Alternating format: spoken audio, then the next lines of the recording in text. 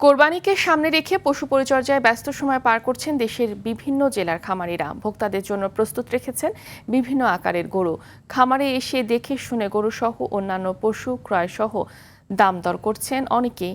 তবে খাবারের দাম বৃদ্ধি সহ অন্যান্য পরিচর্যার খরচ বেড়ে যাওয়ায় দুশ্চিন্তায় রয়েছেন। অন্যদিকে দেশের কয়েক জায়গায় হাটে দালাল চক্র, জাল টাকা আর পকেটমারের ভয়ে সরাসরি খামারমুখী হচ্ছেন ক্রেতারা। আমদানি সহ অবৈধ পথে গরু আসা নিয়ে সজাগ থাকতে সরকারের প্রতি আহ্বান জানিয়েছেন খামারিরা।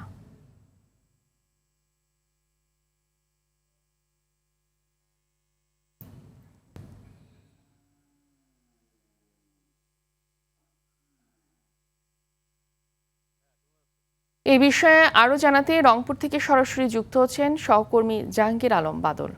বাদল বাদল পশুর ফার্মগুলোতে খামারিদের ব্যস্ততা কেমন দেখছেন, আর বাজারে দাম নিয়ে তারা কি বলছেন, বিস্তারিত জানাবেন। ফাহমিদা, আমি এখন রয়েছি রংপুর নগরীর মাহিগঞ্জের একটি বাণিজ্যিক খামারে। আমরা দেখেছি যে আসলে ঈদের দিন যতই ঘনিয়ে আসছে খামারিদের ব্যস্ততা কিন্তু ততটাই বেড়ে গিয়েছে। আমরা যদি আপনাদের একটু দেখাই যে আমি যে খামারটিতে রয়েছি, এই খামারটিতে আসলে বিভিন্ন জাতের গরু রয়েছে। এখানে মহিষ রয়েছে এবং বিদেশি দেশি বিভিন্ন জাতের গরু রয়েছে, ছোট বড় মিলিয়ে প্রায় এখানে 300 কোরবানির উপযুক্ত গরু রয়েছে। এবার এই কোরবানিকে কেন্দ্র করে তারা প্রস্তুত করেছেন।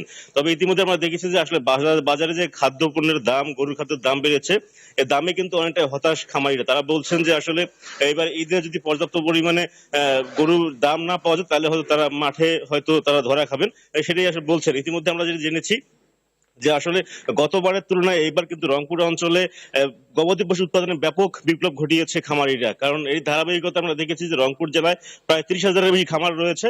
সেই খামারগুলোতে আমরা দেখেছি যে প্রায় 4 লাখের মতো গরু প্রস্তুত করা হয়েছে কোরবানির জন্য। তার মধ্যে রংপুর জেলাতেই শুধু চাহিদা রয়েছে 2 লাখের বেশি।